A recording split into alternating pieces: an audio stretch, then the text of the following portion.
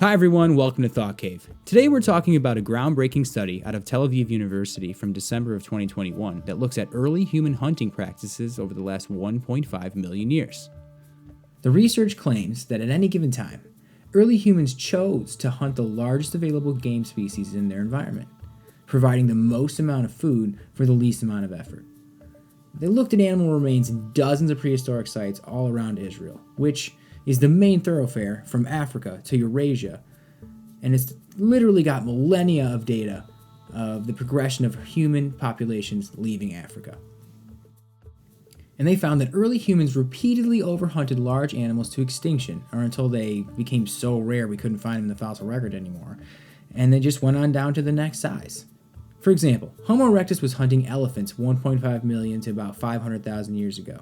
And these weren't your regular everyday African elephant. These were 13-ton behemoths that weighed over 2 times more than a modern African elephant.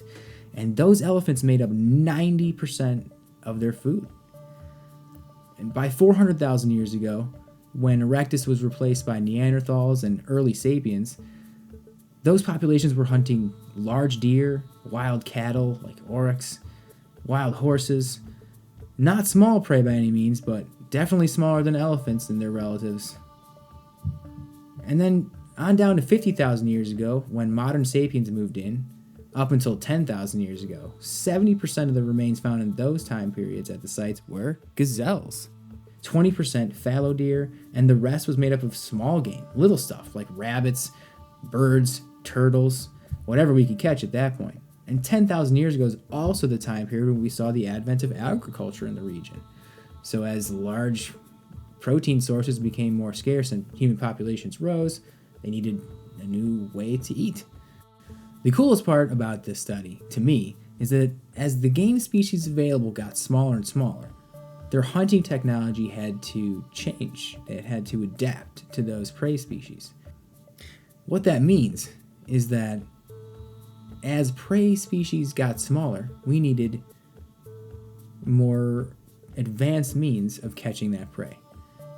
For example, you're out hunting elephants, one of those 13-ton behemoths I talked about before. That elephant, when you encounter it, is not running from you. It's not really scared of you. Even though it sees you as a threat and it knows you hunt them, it's going to stand its ground, it's going to charge, and it's going to come to you, pretty much. You can get right up to that animal, and you need a stout, sturdy weapon to puncture that thick skin. So the classic big, thick wooden spear with a giant spearhead, those were mammoth hunting utensils. Elephant killers. And it makes sense. And as prey got smaller, down to the horse, wild cattle, large deer range, those animals run.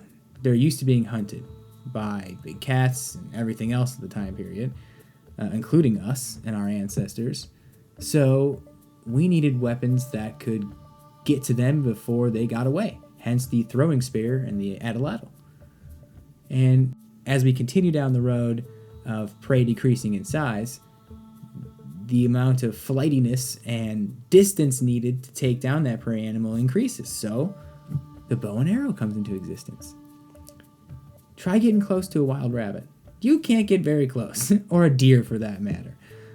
Joe Rogan always talks about the axis deer in Hawaii and how, they are so fast and so hard to hunt. It's a perfect example. That is a species that's used to being hunted by, as Joe says, tigers, but most everything else that was around through its evolution.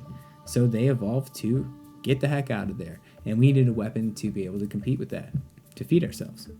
And now it's time for me to get the heck out of here. But before I do, I'm going to ask you to please like, subscribe, and hit the bell icon if you enjoyed this video. Thanks for joining me in the Thought Cave.